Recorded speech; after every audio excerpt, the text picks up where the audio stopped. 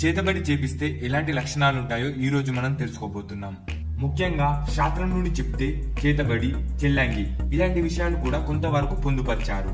ఇది తాంత్రిక మాంత్రిక పూజలకు సంబంధించిన ఒక ప్రక్రియ.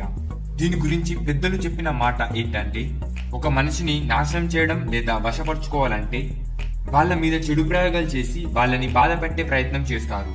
ఎవరి మీదైతే ఈ పని చేశారో ఆ వ్యక్తి చాలా ఇబ్బంది పడుతూ ఉంటారు. ముఖ్యంగా శరీరం క్షీణిస్తుంది, అంటే సన్నగా మారుతారు. శిరస్సు సంబంధ వ్యాధులు ఎక్కువగా వస్తాయి, అంటే తలకు సంబంధించిన వ్యాధులు ఎక్కువగా వస్తాయి.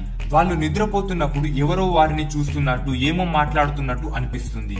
అలాగే అందరికి ఒకలాగే ఉంటదని చెప్పలేము. కొందరు కొంతవరకే హింసిస్తారు, మరికొందరు వశపరుచుకుంటారు, ఇంకొందరు నాశనం చేయడానికి ప్రయత్నిస్తుంటారు. మనం చేతబడికి లోనైనామా లేదా తెలుసుకోవడానికి ఇంట్లో పాజిటివ్ ఎనర్జీ, నెగిటివ్ ఎనర్జీని గ్రహించాలి. ఇంట్లో పాజిటివ్ ఎనర్జీ, నెగిటివ్ ఎనర్జీ తెలుసుకోవాలంటే ఒక నిమ్మకాయ తీసుకోవాలి.